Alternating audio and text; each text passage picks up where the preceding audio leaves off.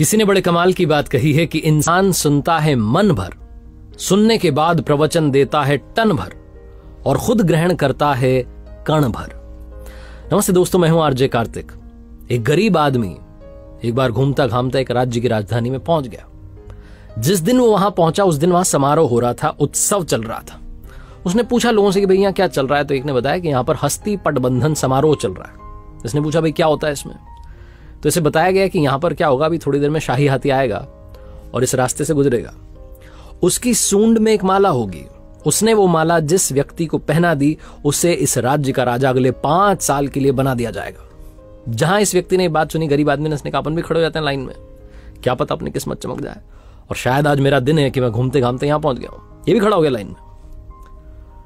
जैसे ही वो हाथी आया, शायद उस दिन प्रभु को यही मंजूर था, यही कृपा थी। वो हाथी आया, उसकी सूंड में माला थी, उसने वो माला इस गरीब आदमी को पहना दी और जैसे इसके गले में माला डली, लोग जयकारे लगाने लगे कि क्या बात है, मैं अपना अगला राजा मिल चुका है। राजपुरोहित ने इसे बुलाया, इसका तिलक किया और कहा अब आप सुन लीजिए शर्तें। तो इसने सोचा शर्तें भी है, तो इसने कहा बताइए क्या बात है। तो राजपुरोहित ने कहा कि आपको अगले 5 साल के लिए इस राज्य का राजा बनाया जा रहा है, लेकिन 5 साल के बाद आपको ये राज्य छोड़ के जाना पड़ेगा, ये राजधानी छोड़ के जानी पड़ेगी।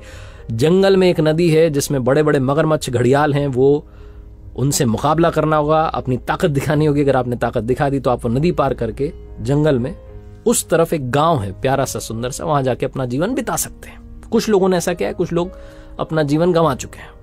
अब आप बताइए कि क्या आप 5 साल के लिए राजा बनने के लिए तैयार हैं? गरीब आदमी, इसके पास खोने के लिए कुछ नहीं, गंवाने के लिए कुछ नहीं। इसने अपने जीवन को सोचा, लाइफ को सोचा। इसने कहा सही है, 5 साल तो राजा रहेंगे, फिर कुछ डिसाइड कर लेंगे, कुछ ना कुछ तो होगा। 5 साल के लिए राजा बनने के लिए तैयार हो गया और इसने 5 साल अपने जीवन के जो सबसे बेहतरीन साल थे उसमें बहुत अच्छे से काम किया, सबका ख्याल रखा, सबका ध्यान रखा, सबका फेवरेट बन गया। और 5 साल कब खत्म हो गए पता नहीं चला।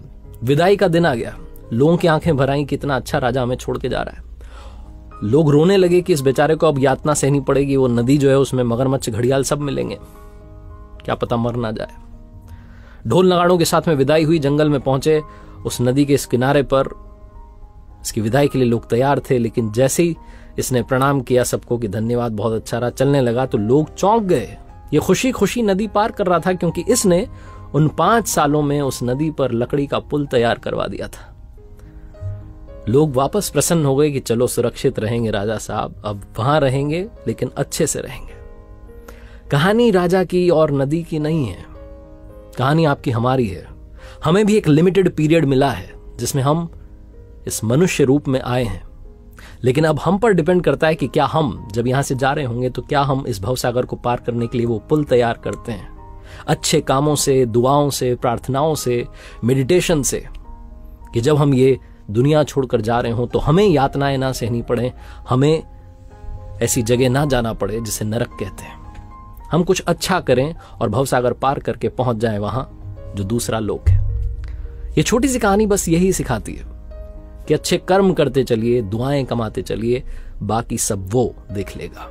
एक बार फिर से वही बात कहूंगा जो अक्सर कहता हूं, अपनी सच्ची मेहनत, अपनी फैमिली के प्यार और ऊपर वाले के आशीर्वाद के साथ कर दिखाओ कुछ ऐसा कि दुनिया करना चाहे आपके जैसा।